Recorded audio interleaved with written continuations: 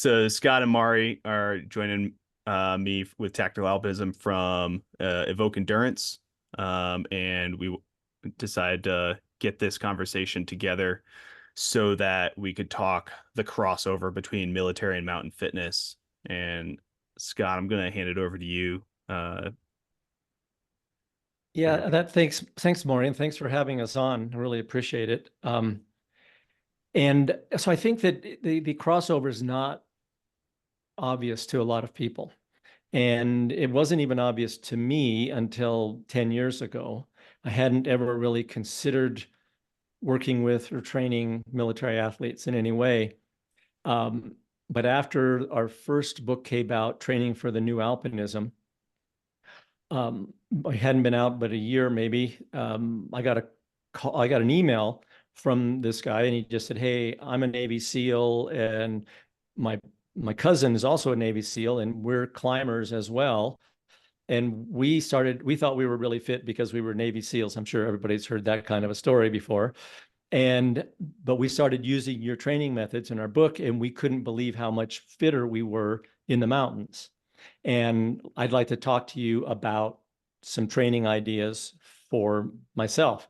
And this guy had just returned from, I think he did a couple of tours in Afghanistan. He just returned from Afghanistan, and we got on the phone, began to talk, and he began to relate kind of what was going on for them, what they were seeing in Afghanistan with these guys who were overly strong but couldn't handle, long days in the mountains under load.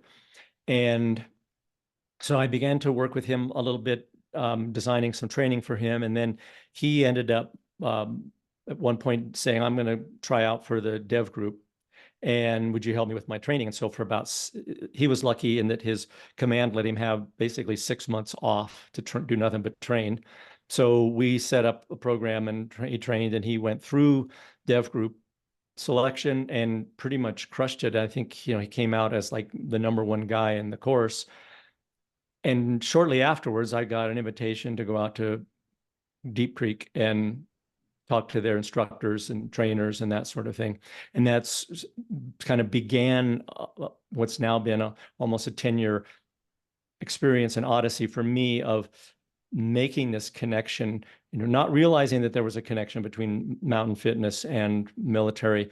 But then when I saw what these selections were like and I would assume the normal infantryman's job is like, I thought, well, hell, no wonder this crosses over. They're not that dissimilar. I mean, the alpinist isn't carrying a weapon, but he is in really rugged terrain and with a heavy pack and often moving for many hours or even multiple days at a time.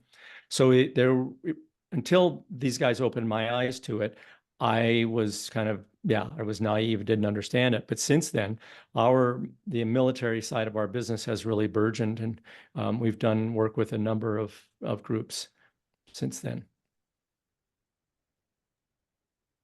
And when we're talking about like tactical fitness, what sort of gaps, or why do you think they reached out to you for the thing that they're getting ready to go prepare for?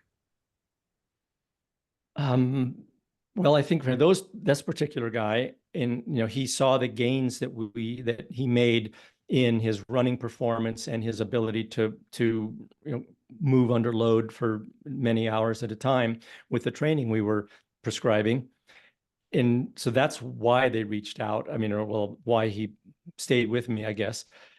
But I think that if you think about the demands of the event, which I think is always a good way to look at sports in general, is train for those demands of that event. And really the demands of the event of, let's say, alpinism or even mountaineering, for people who aren't familiar with alpinism, would be mountaineering with a higher technical difficulty level to it.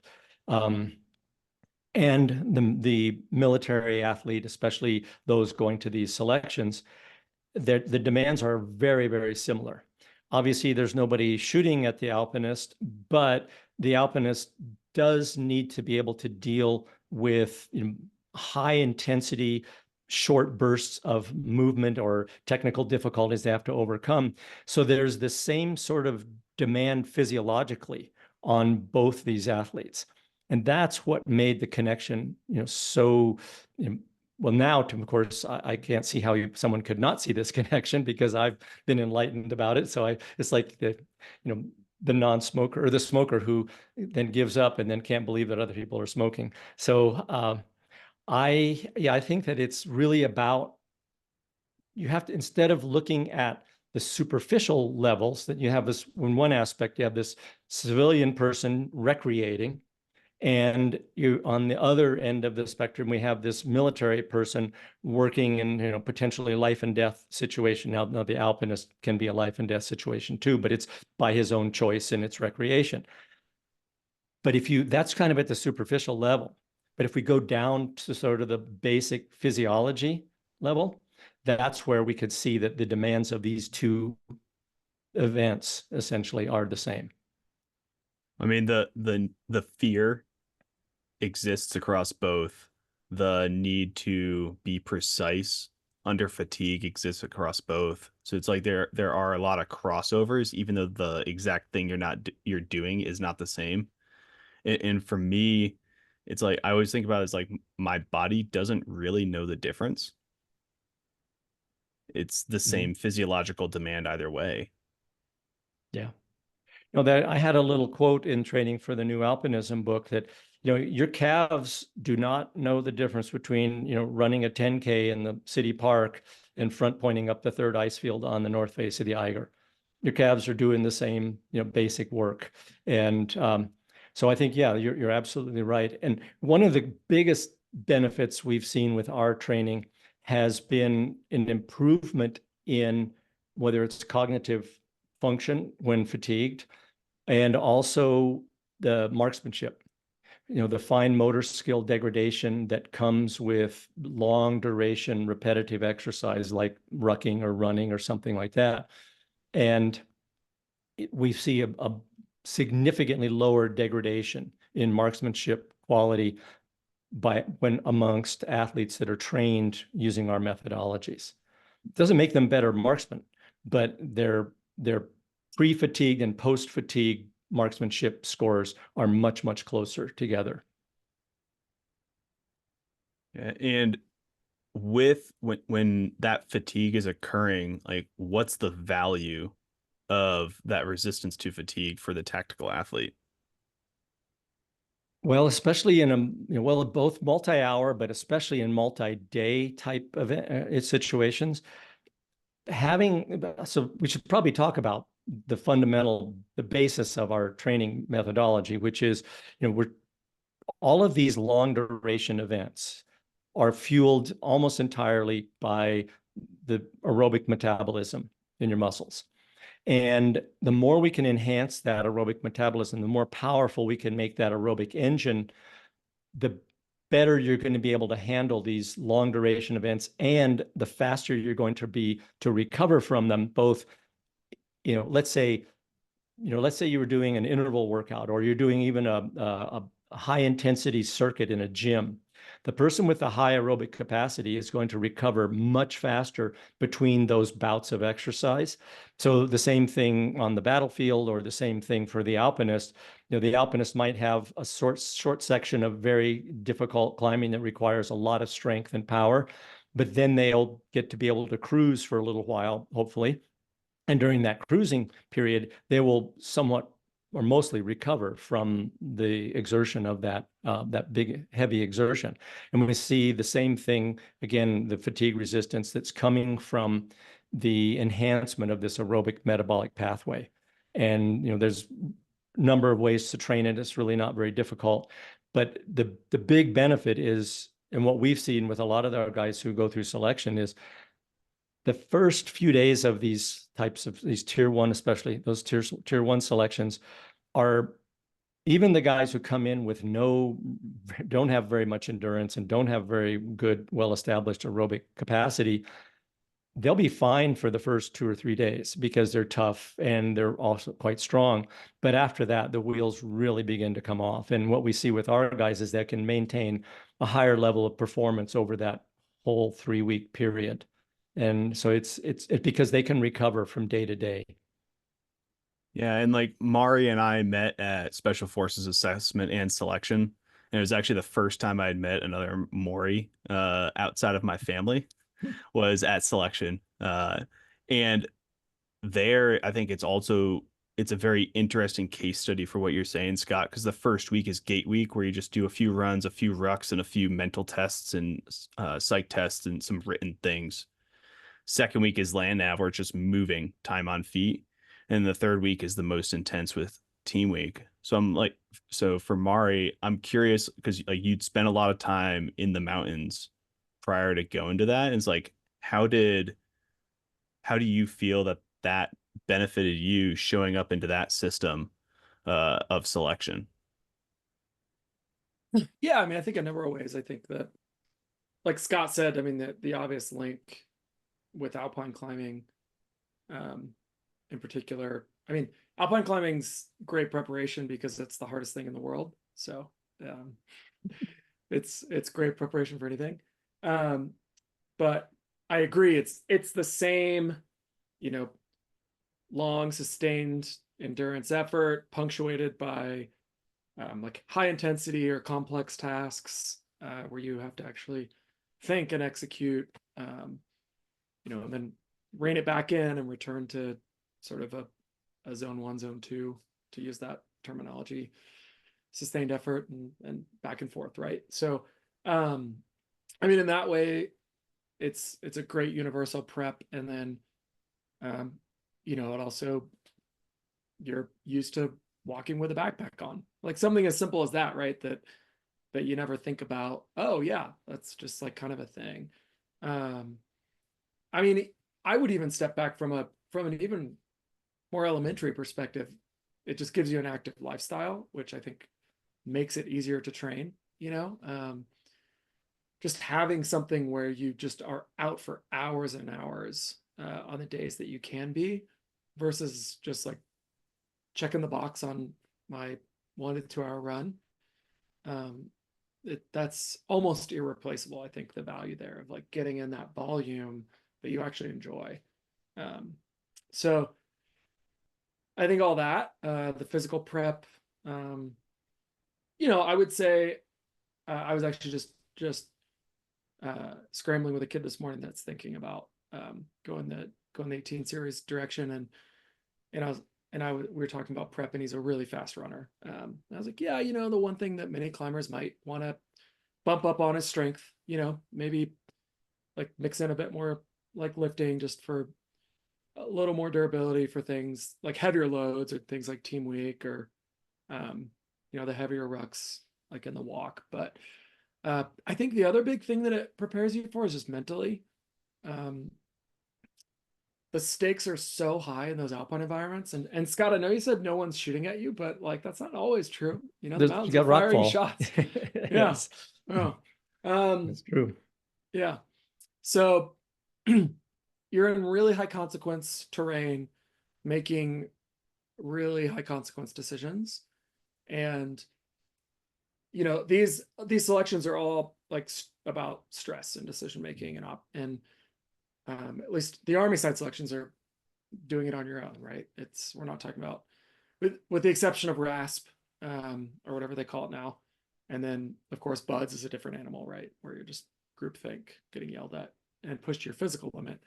But if we're talking about SFAS or like other SMUs, it is, can you just like deal with the stress of no feedback and operating on your own?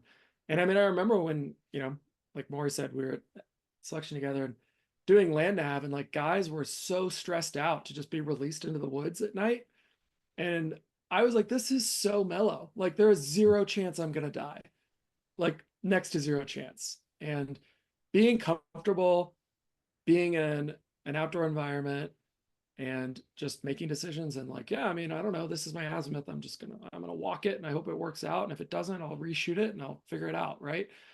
And handling that kind of low level burden on your mental state all the time, I think that's a huge asset. And again, just having been in those environments where like the stakes are so much higher, that you're just not that bothered. Yeah, I mean, decision fatigue is totally a thing. And Mhm. like that's another type of mental fatigue because your brain also burns glycogen and energy Mhm. to keep you moving. And one of the things I distinctly remember is like being told like, hey, everybody will be out there and do the sissy dance at some point when you walk through a spider web for the first time at night. Yeah. And it's like, Yeah. but by the 10th time, it's like, whatever. And for me, every single night or the first 2 nights of testing out at LandNav, I ended up plotting something in the wrong spot, Mhm. which like I violated the first rule of plot twice, walk once. But then I was able to sit down and like figure out I'm not in the right spot. Here's why. And like as you're saying, I think I was comfortable in that space because I had spent so much time outside, Yeah. exactly as you're saying. Yeah.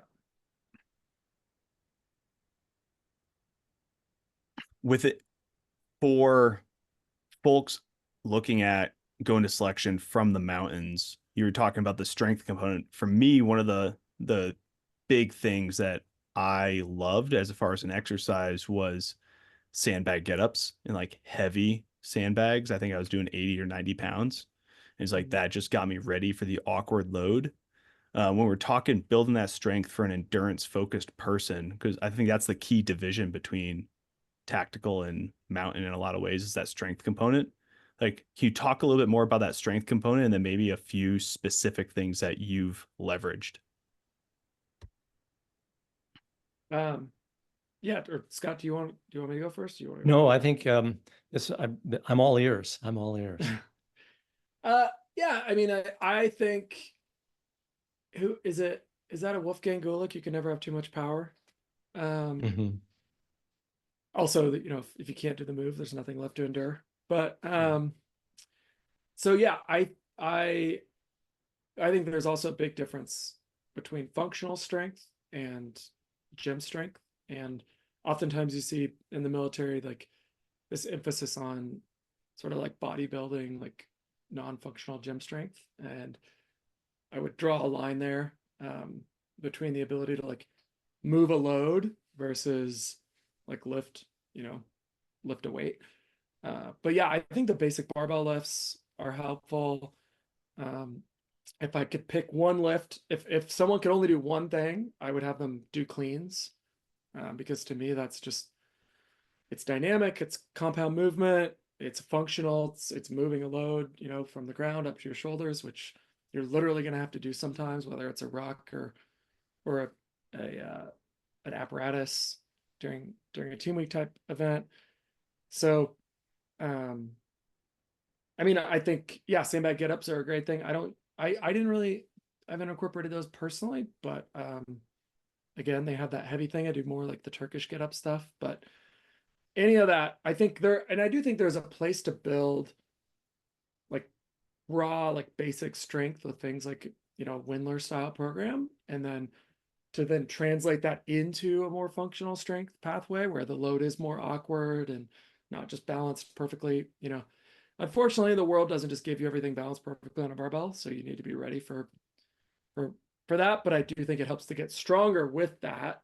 You know, you're never going to be able to pick up a dresser that weighs as much as what you could pick up on a barbell, but having that level be that much higher, I think, gives you the durability and then and the injury resistance. And that's, I mean, injury resistance is a really big part of these things. I mean, you see guys go home. I know that the only guy that didn't make it through the last long walk class from Evoke was an injury. You know, it wasn't even a fitness issue. And so spending a lot of time with like single leg movements to be prepared for when your foot slips off a log or something just turns slightly. It's a pretty big thing because your ruck's gonna spin on you and you could throw your back out or twist the knee and that kind of thing. And I think that is a big difference that you'd see between like a traditional endurance athlete, you know, also what you'll see with an alpine climber is like moving over really shitty terrain. Um, like going out for runs on concrete is not preparing your soft tissue and musculature for the demands of moving across the hills of North Carolina and West Virginia. Yeah, and moving across shitty terrain like with brambles and when you can't see it, because the majority of the time you're moving, it's dark. Mm-hmm.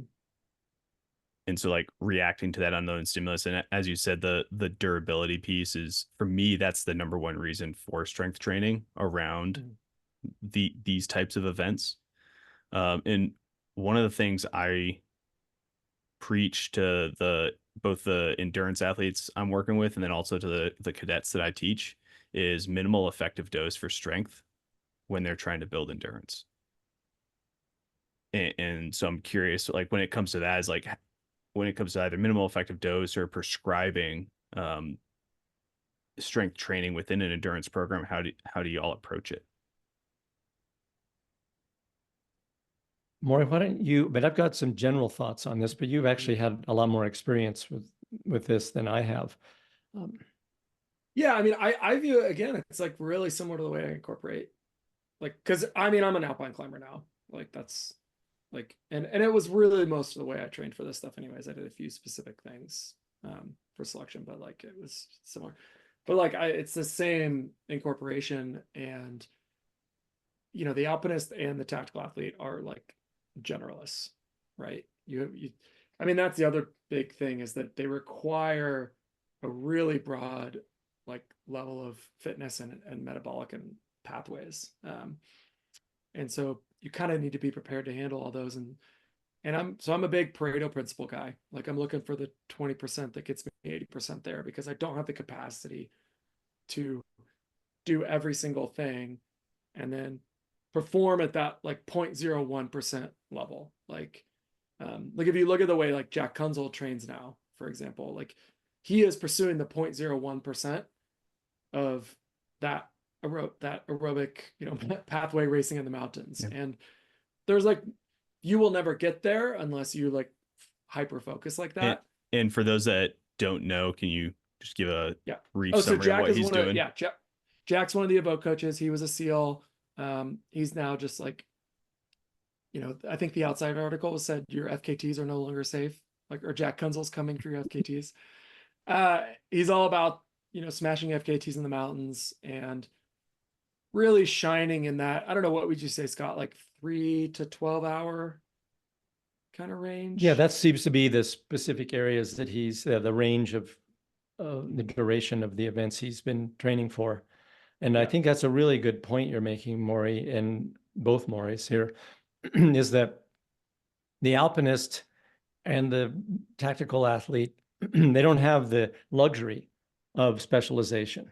You know, they have such a broad skill set that they have to master, and such a broad physiological spectrum that they've got to be able to cover, that they'll never be able to be, you know, the strongest guy in the gym or the fastest runner. It just won't happen. It's the, you know, when that's the reason, you know, when you see let's say an Olympic athlete that can compete in two different sports. I mean, it's rarely happens when somebody goes to a Summer Olympics and a Winter Olympics. I mean, that's only, I know two people in my lifetime that I know of that did that. That is like freakishly weird to see somebody can do that. So, I mean, the reason we marvel at these high level athletes is that they have dedicated their lives to, like, this is all they eat, sleep, and train for this one thing. And so Jack has shifted from this, you know, being a generalist as a SEAL and moving into this more specialized realm. and he's achieved tremendous, you know, tremendous results with it. One of the things that I have found interesting, especially looking at Jack, watching Jack perform, and actually a couple of the guys I've trained for the long walk, is now these were people who were pretty darn strong before they started this more endurance oriented stuff. It was remarkable to me the level of strength they were able to maintain with, you know, the minimal amount of training, so that they could, you know, really they have to shift their focus one direction or the other. And, you know, they had to, in this case, these guys needed to shift their focus more to the endurance end of stuff. And I don't have a great explanation for that, you know, other than, you know, they've learned the skills of lifting heavy weights and being strong. And so they know how to recruit those big, heavy, large muscle masses in order to do things like that.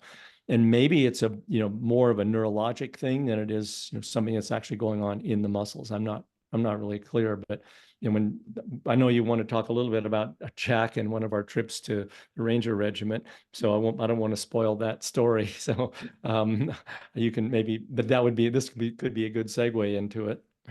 Yeah, send it. And well, so a couple of years ago, Jack and myself and one of our other military coaches were invited to come to work with one of the Ranger battalions, and actually we were working with a company.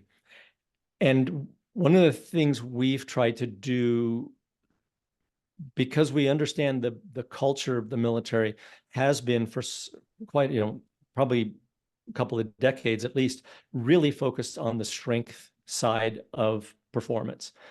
And what we were trying to explain to these guys is that strength, or excuse me, endurance isn't just 15 reps.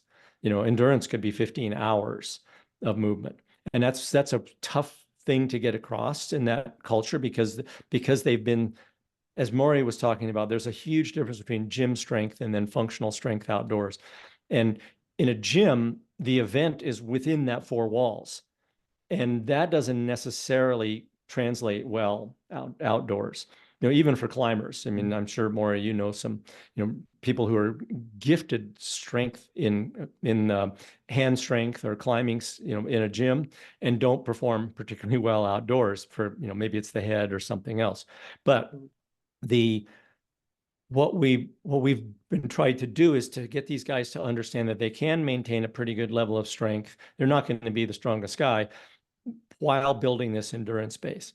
So what we did in this particular case, we had 3 platoons we were working with, and we asked each platoon to choose their fittest guy.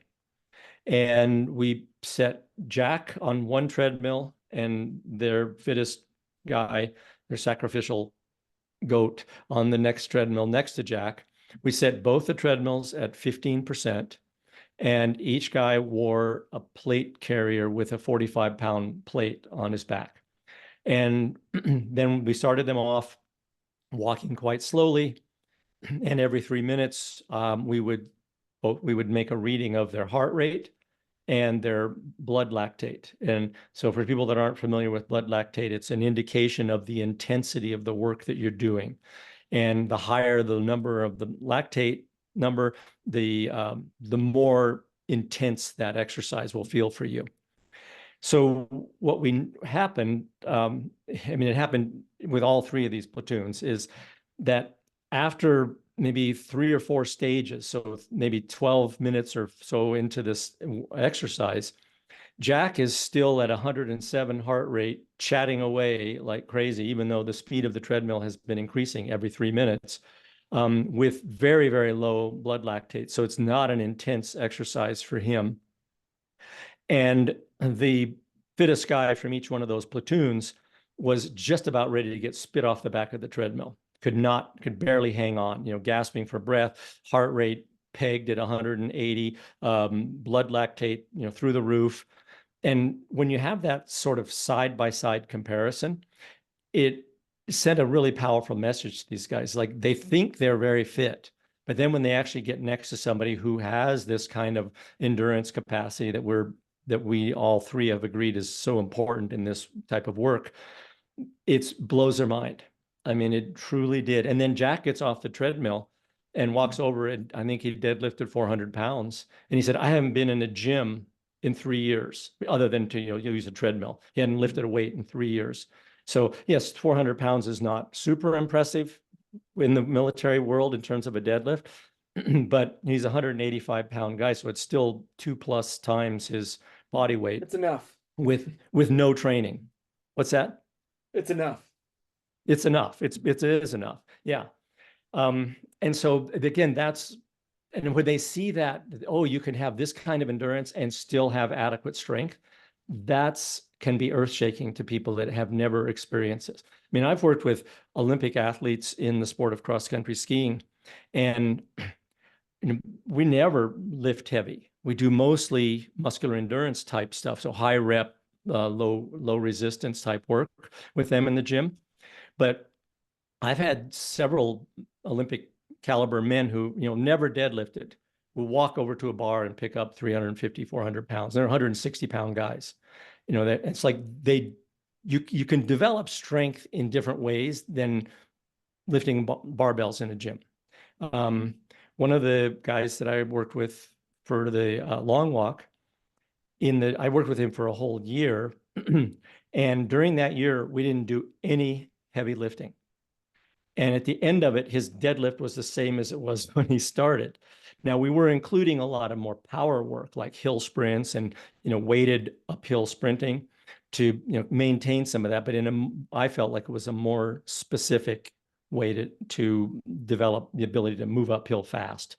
Now, I do know that I don't coach any military guys now, but I do know that our military coaches coming from and I respect our military coaches' knowledge. I was shooting in the dark when I started coaching these military athletes. I thought, okay, I need to see what their event looks like. I think I have an idea of how to train them. And even though I probably fell down a bit on the strength side of the work we should have done, they were so fit aerobically and endurance wise that they all did very well in these selections. So I think our emphasis has slightly changed because especially for the special forces assessment and selection, there's much more of a strength component than there is in something like the long walk. So anyway, sorry to monopolize that, Mauri. I know you had some thoughts too on the strength and endurance, kind of how we meld those two. Yeah, I mean, I think I agree with you that, I think everything you just said in terms of strength work and how it kind of sticks around for a while speaks to periodization, which is, I mean, ultimately, if you're training for any one of these things, the best way to do it is if you can periodize. And yeah, so if someone is in a place where they're kind of below the strength thresholds that we'd ideally like to see, which we had talked about before in with Jack and Vince on our podcast, roughly deadlifting twice your body weight, front squatting 1.5 your body weight, and then cleaning around your body weight, with a few other things in there as well. It's pretty easy to do a strength cycle with some aerobic work in there, get those numbers up, and then wean off that, go into more sort of muscular endurance strength type work, and like you'll be fine, and I mean, that's what I do personally. Like in the winter, I just lift a bit more and don't, maybe maintain it here and there through the summer. It's pretty natural. Like most athletes periodize, right? Yeah. Yeah. And I think that the Army Combat Fitness Test, the ACFT, like it, love it, hate it, like it did a lot of good in some ways. And like it incorporated a strength component, it incorporated a power component. It drastically dropped the aerobic standard. It's now for men, it's like a 22-minute standard to pass for 2 miles for a run. But the thing I really like that it did was that it made you go into that run with a bunch of fatigue. So it actually tests your recovery ability compared to an unfatigued 2 mile. And I don't remember the numbers exactly, but it was what I've seen with the students I teach is a lot of them will have a 2 to 3 minute slower 2 mile run from unfatigued to fatigued. Whereas at Ranger Regiment, if I remember the numbers correctly, they had about an average of a 30 to 45 second change in their 2 mile run time. And then some people, they won't have a decreased 2 mile run despite the muscular fatigue. And for me, that is the most important metric because it talks to your ability to sustain output. Yeah, that does seem like a good test. That's extreme. I mean, yeah, you should not see that much of a deficit. And from what I have seen on the conventional side and with ROTC students, that is pretty normal, is 2 to 3 minutes slower on the 2 mile. Yeah, that's a serious deficiency to correct for sure. Yeah. And that being said, our 2 mile run times are alternate between being the lowest and the second lowest event, despite the emphasis we put on it. Interesting. When you say lowest event, what do you mean? Lowest or second lowest? Lowest scoring. The second lowest, or the other one that alternates with, is the standing power throw, because a lot of people have trouble understanding how to generate and the technique, and there's a little bit more that goes into that event for some people. Because that event's stupid. I hate it. I think it still does show a thing. Like you can tell when somebody's an athlete and they throw it. But it in the initial iteration of the test, it was a long jump, and it got changed from a long jump to the power throw, or the bomb throw, the backwards overhead medicine ball throw, because of injury concerns with unathletic regular people not being able to jump and land. Interesting. I guess it does Yeah, give I it mean, kind of an overall power. It's a full body power exercise, throwing a medicine ball overhead. Yeah. And like I had a student this past summer who I believe he was a hammer thrower, and he threw the ball 16.5 meters, which is the furthest I've ever seen it go. And like passing is, I think, for a man, is 6 meters. yeah. Well, you'd expect that from somebody who's come from a track and field background, a thrower. Yeah. Mhm. And Yeah, and then the go ahead. oh, well, I was just gonna say, the PT test is an interesting one because it, I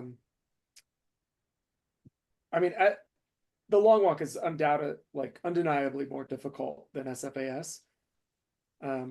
But test one pathway, like a test walking with a backpack on, with the exception of the PT test on the first day.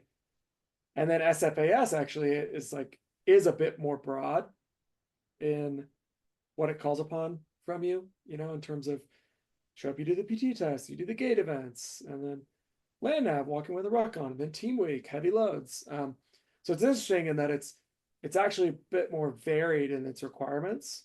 And in both, though, that 2 mile run, and well, I assume they're doing the full ACFT now at SFAS. I don't, yeah, it's unclear to me where they've landed. I know that, anyways, that 2 mile run is sort of it's kind of a pathway exception, and particularly the long walk, right? Like that's the only thing these guys are going to do for less than like 3 hours, and they're going to do this like super high intensity 2 mile run, and so the training is kind of interesting because it's like, well, we've got to like, first you got to get your packet accepted, so you got to like smash that thing, and then you got to like pull focus and like prepare for this super long time under load, but then also like, and the lead up, we got to like make sure we keep your speed so that you still show up and run a really fast 2 mile. And like Scott said, it's just this generalist approach for most of these things, and then for the job as well, where yeah, you're just not going to win the Olympics in that event because it would require a degree of specificity that neglects everything else. And I don't know if you guys have seen the study that was done on events and their correlation to success in the Special Forces qualification course, but I'll have to link it and share it with you guys. But there's a study done where they looked at the events and then also environmental factors, and how that correlated to successfully completing the qualification course. And the number one correlation was land nav, total points found. Number two was completion times for the ruck. 3 was run completion times, for compared to gate week. And then looking down at the environmental factors, so they looked at states and they broke up the states by like, is it a mountainous state, is it a flat state, etc. And there was a few other environmental factors. There's no correlation between where they came from, with the exception of a very minor correlation of people who came from mountainous states having a higher success rate within the qualification course. And it wasn't statistically significant, but it was interesting that was enough of a correlation for them to mention it. Mm-hmm. That's no surprise, I don't think. No, it wouldn't surprise me either. Yeah, that's pretty fascinating that the results of that kind of a study, looking at the the specifics of the test and what correlates best to success, which events do. Do you, correct me, you guys know this much more than I, and you've been through one of these selections. The job of especially the guys who go through the long walk looks nothing at all like the test. Looks nothing at all like the selection. And all I've been able to figure out, that's why I was sort of surprised when I started working with that guy who went through the dev group selection, and then later working with a guy going to long walk. It's like, I didn't know that, especially when I was working with the dev group guy, because SEAL Team 6 was kind of famous for landing on top of buildings and helicopters and running down stairs and kicking a door in. And yet our whole focus was on endurance, partly because I knew this would help him recover between the sort of more tactical oriented events that took place in that selection. But do you think that the reason they don't test speed, power, or let's say even fine motor skills like marksmanship in these selections is that what they want to see, as Mauri alluded to earlier, and not alluded to, mentioned earlier, that they want to see how people respond when they're deeply fatigued. And I think the only way you can do that is by just driving somebody, day after day after day with this rather, monotonous, dull work, whether it's, maybe land nav isn't exactly dull work, but certainly on the long walk, it's just getting from point A to point B with a pack on your back and swacking through the woods with it. And that what they're looking, they don't really care that these guys have best endurance. What they care about is that these guys that have the best endurance are probably going to be the ones who fare best under a lot of stress. Would you agree with that? I'm making an assumption, or Yeah, I think it's two things, because if you look at Ranger School, where you're sleep deprived, you're calorie deprived, and you're moving a bunch. If you look at Special Forces Assessment and Selection, where you're just moving a bunch, but you're not really calorie deprived, you might be a little sleep deprived. And then you look at the long walk, where it's just you're moving a lot for a month. And all those are different types of stress. And you can't really mimic the stress of combat in a controlled environment where you have IEDs going off and you have somebody shooting at you, but you can induce stress, just like we were talking about the physiologic response of the body, not really knowing the difference before. It's like when somebody gets tired, when somebody gets hungry, like, I mean, shoot, my wife looks at me and is like, hey, you stopped making facial expressions. It's time for you to eat. And it's like that same sort of thing shows up when you're in that environment, and a different part of your character shows.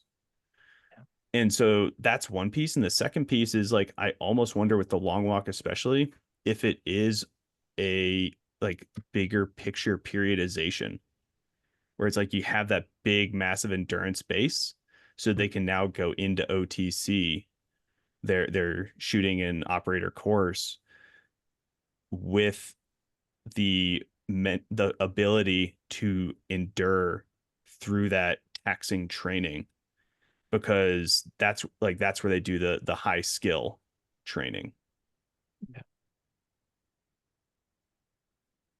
Yeah, I mean, I think what I've heard is, like you said, Mauri, that they're just like, well, we can't shoot at you, and we need to induce stress, and so this is their best way to induce that stress, and at a fatigue level where to see who can continue to operate and make decisions in that environment. And I mean, I know that, and I've never been out there, so I know as much as Joe on the street, that Beckwith brought that long walk selection concept from his time at SAS, and that's what they do out there, right? Is they send those guys out into the hills, and it seemed to do a good job of picking the right person. And I'd like to, if you guys are complete on that topic, before I shift to something else. One final thought on that. Not that I don't think it's nothing different, but I would just reinforce something. And I know Mauri has experienced this, and both Mauris have experienced this. But Maury Birdwell, especially, I'm sure, because of his long climbing career, and I certainly experienced it. There were certain people that you would not want to tie on a rope with. For some, I mean, maybe fine to go out to the local sport crag and belay each other, but there are certain people you would not want to be on a rope with in the mountains. And there are many people, there are other people that you're going, yeah, you would have no question about hooking up with them. And, if they ask you to go do some climb, dangerous, difficult climb. And I think it might be it's the same sort of thing. I'm sure both of you too, perhaps I've seen it a number of times when due to fatigue or other types of stress, maybe it's like you were saying, they weren't shooting at us, but there was a lot of rockfall. You'll see people break down. And you see their kind of the character that's buried deep inside all of us kind of bubbles to the surface in those situations. And you can see that, okay, this is, it's too much stress for this person. And you'd rather see that in a safer environment than in combat or on, the north face of some huge wall or something. And I just wanted to comment on that because I've certainly seen it, and I'm sure you guys have as well. And so these types of selections where you're driving people to the point of breaking, and the ones to break, it becomes quite obvious that they're not able to handle that level of stress. Yeah. And what we have seen is this endurance base that we try to build with all of these tactical athletes we work with gives them more resilience in that stressful situation. Yeah. And Scott, you talk about capacity building versus utilization training. And it's the same thing when it comes to the mental side of this, in that like you have that mental endurance and you have that mental utilization. It's like when you're in the mountains, the sun, you're getting benighted, sun's going down, rockfall shoots past your head, or like you have somebody fall in a crevasse that was unexpected or whatever. It's like, do you have the mental capability when you're tired to react to that appropriately? Or is that like the most challenging thing you've experienced now where you're using your full capacity? Yeah, that's a good way to look at it for sure. Yeah. And I think I certainly felt like in my long past now alpine climbing career was the only way you can train this is by exposing yourself to those situations. And you have to do it in a meaningful way. It's like you can't go do something that's far beyond your abilities or you'll get killed.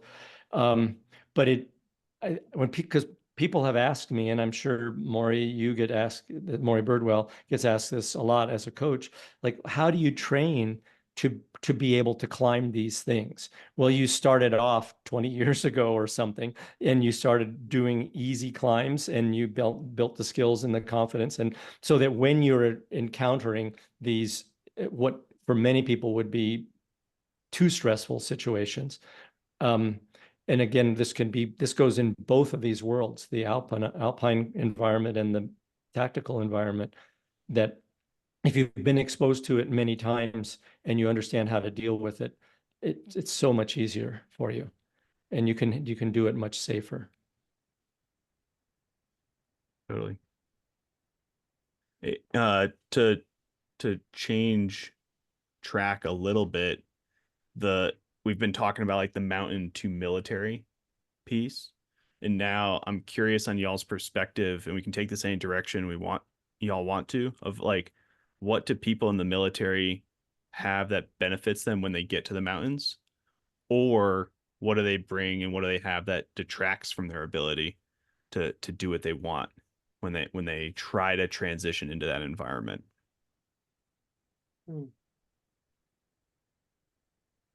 I can answer while Maury Birdwell is reflecting on this. I see the gears turning. Yeah.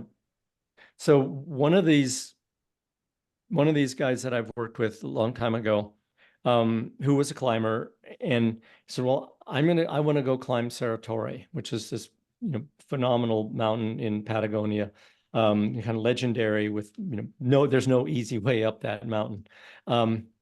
And he personally may have had the wherewithal to do it, but he was going to rope some of his teammates from work to go with him.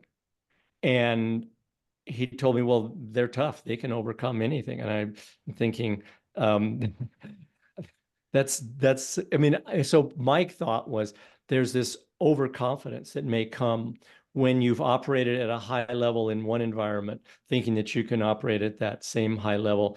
And especially when we're talking about these special operations groups, I mean, those guys are at the pinnacle of the profession.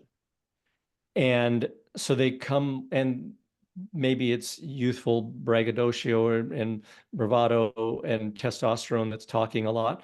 But I think it's easy, and I've actually seen this in the civilian world, where a very successful somebody from the corporate world or the medical world then says, I want to go climb Everest, without really having any concept of what would be involved to climb something like Mount Everest. And so I think there is a tendency for people in that high level military world to think that they can just step sideways directly over into the alpine environment. And that could be dangerous. Yeah, I've seen a lot of guys like come over to mountain stuff having a ton of fitness. Like when I say fitness, like general fitness, like generally gym based. Maybe they go for runs on the roads. Maybe they've done a little bit more for that than that, and have like taken the long walk or gone through SFAS where they've spent a lot of time with a pack on their back, and so like they have that fitness and they have the ability to move for time. But the technical side and then also the mountain sense of like, hey, it's no longer smart to be here, it is something that is lacking. And one of the things that stands out in my mind is that, so I have a buddy that he's a ranger on one of the higher altitude glaciated peaks. And he said that when they see a military group or people that look like they're military, they end up sticking closer to them because he knows that they have the ability to push fitness wise. And that's a trend that they have noticed, but they will push too far and beyond their technical ability or their ability to sense when it is the wrong time to continue going. Mm-hmm. And so I think that technical and the mountain sense side is something that a lot of people coming out of the military and into the mountains are often missing because they're fit, but they don't necessarily have the time in terrain. Yeah, I mean, I would say that's the biggest thing I've seen is exactly that. Like the a little bit of a hubris in those environments and not respecting as much the years of practice and mastery that go into even moving competently at a low level.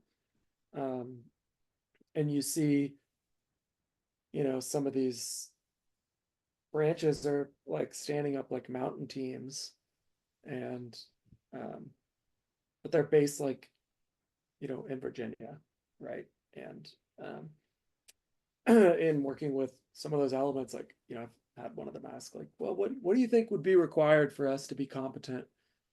Because there is, to pull back, there's kind of this renewed emphasis now, like, okay, Iraq and Afghanistan are over, we can't just ride a truck or a helicopter everywhere we need to go. There might be things happening in these mountainous environments that we need to be prepared for. And so I've had a few conversations about that and considering, okay, what would we need to do to be able to move safely and competently in, mountainous, snow, glaciated, that kind of terrain. And, I was like, I mean, throwing a dart, like minimum 100 days, like to start with, and fundamentally, you just need to be based at, you need to probably be based in those environments or at least near to them, because you just can't dabble, you can't just, it's not like a 2-week defensive driving course. You can't just go to Griffin Group and come back and it's like certified. Or it's like kind of like the Army's doing with the holistic health and fitness specialists, where they've contracted out some of the specialty. It's like tactical folks have to be so good at so many things.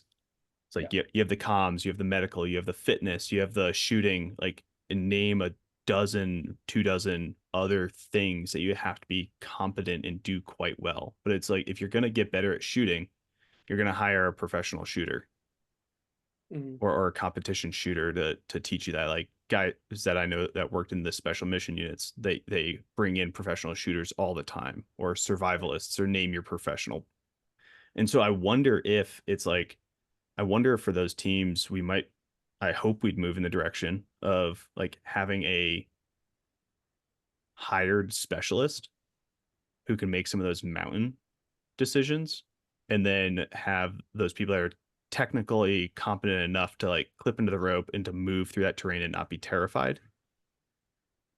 Yeah, I mean, you As look at what well. we did in World War II, right? And the way that we built the 10th Mountain, the 10th Mountain Division, when it was an actual mountain division, was they recruited the best mountain athletes in the country, and all the other countries did that as well. I mean, Lionel Terray was taught in the French mountain school, right? Like that's where all those guys came out of. And then now, I don't know, we're like, and maybe I'm jumping the rails here into a digression about Great. national security public policy, but I mean, the US just like gave up on that effort, and the Europeans have at least maintained those mountain elements within their militaries, right? Where the French have the G, is it the, no, not the GHM, the Oh, Yeah, the gendarmerie yeah. in Yeah. Chamonix. Yep. And the the sham, like, Yeah, and they have like their Foreign Legion also has some very specific mountain instructors, mountain training. And I think before this episode airs, I'll be putting one out where I talk with an Austrian mountain guide. oh, cool. So he Yeah. shared, and he was actually one of my instructors when I went through their course. So yeah, they've totally maintained that culture, but they actually, the funny thing is they feel very similarly, where like it doesn't get given enough emphasis still. Yeah, I mean, it's not, we've largely abandoned that culture.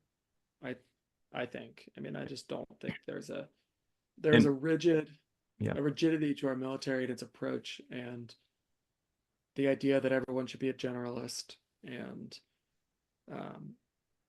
I don't think there's just, the army is one I know the best, but I think it's a broader military thing of just like, well, if we want someone like to be an instructor, we just send them for the schoolhouse for 2 years. They go through the course for 6 weeks, and now they're an expert, and they teach for 2 years, and they move on.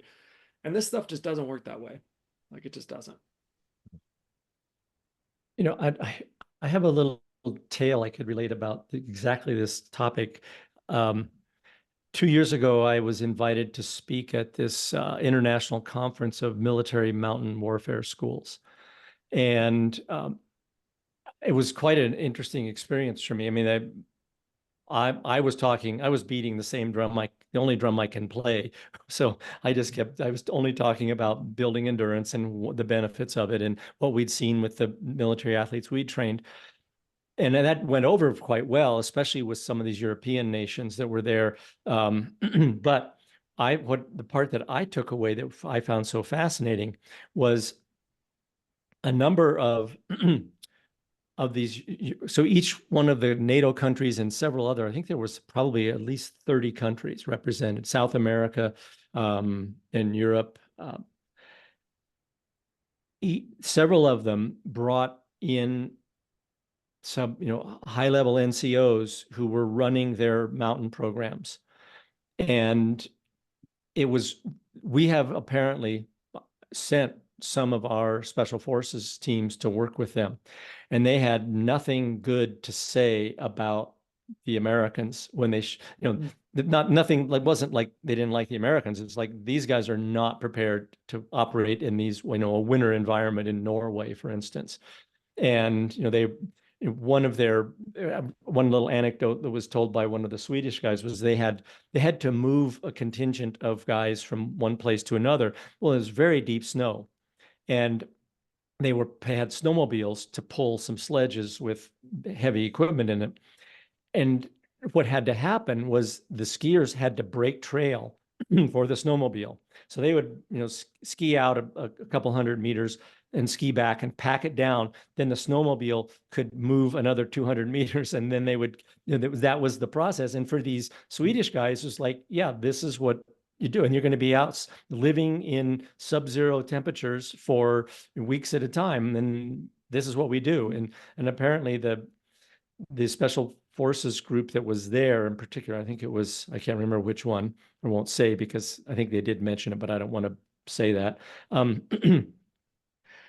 was so unprepared that they have at least this was 2 years ago, they brought over that Swedish sergeant major to run their winter mountain programs, because they realized how deficient they were. They don't have that level of skill in their instructor pools.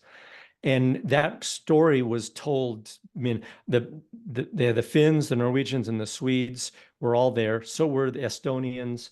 I mean, all these countries that are right on the border of Russia, where war is a real. I mean, Russia has invaded them several times in the past few hundred years. So they're, it's a real thing for them. And so they take this kind of stuff. That is the environment they operate in: mountainous winter. And it was really sort of shocking or striking, I would say, to me, to see that level of professionalism that I saw there. It was just like, and Mauri, you had a similar experience, didn't you, with Mauri DiMeo, that is. It's a little confusing keeping you two guys straight. When you sent me some information about, I don't know what the group was that went to Chile and operated with the Chilean mountain troops. And didn't they have a similar experience where they basically just got their asses handed to them? Yeah, so that was my company that I had trained, and we spent a month going from zero to winter warfare and skiing. And so like a month feels like a long time in the terms of like military training, but in the terms of like building all the necessary skills, it's not a lot. And then after that month, they went into like 6 months of collective training. I did a change of command, so that's another month. And I was out of position. And then in August or maybe even September, they went down to Chile after they'd done this training in February, and that was their first time back on snow and in the mountains. And the Chileans ended up having to change their planned training because of the lack of competence. And it's not a thing on the individual soldiers. And like this whole problem is like there's multiple levels. You have the strategic, the really high level policy, like then you have like organizational, where it's like individual manning, and then you have individual skills. The soldiers, like, in the people in that unit, they had the individual skill, but then at the organizational level, a lot of them got moved out of position because every 3 years you move, or every 2 years you move, and so that skill goes away. In the 10th Mountain Division, the previous sergeant major has made some awesome strides on that. So like if they're Echo qualified, where they have that, they've been through mountain school, they can get extended, they can get called back to that unit, just like if you're airborne qualified for an airborne unit. So like there's strides being made in that direction to get that continuity. On the policy level, on the organizational level, just takes time. And like the right people are in place at a high level too. Major General, or now Lieutenant General Anderson, was the commander of the 10th Mountain Division, now the 18th Airborne Corps. And so he was like a large part of that push for mountain expertise and that change in policy. And now he's in charge of the 18th Airborne Corps. So it's like there are some right people in place. And the stratification of this problem is like a lot of this emphasis has been being placed where it is because in, I believe it was 2018, and then just this year in June, I think it came out, a new Arctic strategy for the Department of Defense and for the nation was released. It's like a 23-page document, right? And so over the past few years, we've seen a lot of focus on the Arctic specifically and living in that environment because of that strategy and of how much resources Russia and China have. And because of the war in Ukraine, actually, I saw an article very recently that Russia had actually handed over a majority of their natural resource production to China so they could focus on the war in Ukraine. So but there's a ton of like natural resource and like vying for power happening in the Arctic. And so that's where a lot of this emphasis, in my opinion, comes from. But one of the gaps is that we often conflate in the military Arctic with mountain and then being exactly the same. In the Arctic, it's a not desert. quite. But living in the cold, I mean, you do get pretty good at that if you spend much time in the mountains. Yeah. I mean, I'm sure you guys have seen like somebody on an expedition where it's just like they haven't spent that much time living in the cold and they just fall apart. over time versus somebody who just freaking loves it. Yes, just self-care, just dealing with your feet. I have a friend of mine who's in one of these units that I won't mention, which branch or whatnot, but they have been for the last 2 years going to Norway and training with the Norwegian. I don't know if it's what branch of the Norwegian Special Operations it is, but everything from and they've spent months and months there, so they've taken this quite seriously. So what you're saying makes sense to me, that that I think we've realized as Mauri was, but you can't dabble at this stuff. You have to specialize if that's what you're going to try to do. Otherwise, you could end up worse because you become overconfident that you have those skills and you really don't. Totally. And Scott, even with what you were saying about the special forces team or teams that had issues, like I have faith that they're the right people in place in their schoolhouse as well, because I've trained with a few of those guys, and it's individuals, and individuals are super important in a lot of this, just like with the founding of the 10th Mountain Division back in the day, where they made a core cadre and then built the division off of that. It's like, unfortunately, that is so counter to the way that the Army works as a large organization. So it's like, it's a both and. They have to bring the massive people and the massive equipment, and we also have to fight against the system that makes it so successful, and prioritize some individual skill as being a priority, because the chief instructor and the OIC, or the commander at the special operations school, are both very tuned in on what they need to be doing, in my opinion. That's great to hear. I mean, I'm an outsider, just what I've seen and heard from other people, but and what I know about having spent many years in mountainous terrain, knowing that those skills are not acquired in a 6-week course, or and so it's great to hear there's that level of continuity, because I could see where so as we've talked about, being able to operate, live, take care of yourself, and and function at a pretty high level in these very challenging conditions, those are skills that can take years to build. What's the one route or objective that each of you guys continues to go back to, or is the one that you love going to every time you get to go to it? Talking about a climb of some Route, sort. objective, mountain, like whatever, Okay, whatever comes all to right. mind as like the thing you keep going back to. Well, I just got back from Squamish yesterday, and basically every trip up there, I just I have to squeeze in going and running up the butt light on the Chief, which is just this amazing. You can do whatever route up the apron, keep it 5'8", and then the butt light is a variation of the Squamish buttress that's 159 move, and so it's, if you're comfortable soloing at that level, it's pretty locker in there. And I mean, I don't know, I just can't it's similar to the flat irons here in Boulder. You just go out and just float up some slabby sandstone, but there you get to actually rock climb granite and 2,000 feet of it, and then you run back down, and I don't know, I think that's about as fun as it gets. I'm having to think way back into the ancient history. I'm nowhere near as active as I once was. It's only 10 or 20 years ago, Scott. But no, it's actually longer than that. 10 or 20 years. No, I'm going to be 71 in a month.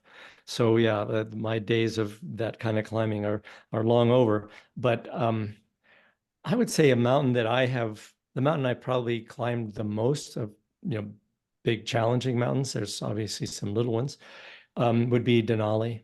And I've done 6 or 7 different routes on Denali, and it's an amazing mountain. Yeah. So I think that would be probably pretty high on my list. Awesome. Well, thank you both for coming on and being willing to have this conversation. Well, Absolutely. thanks a lot for the opportunity, Mauri.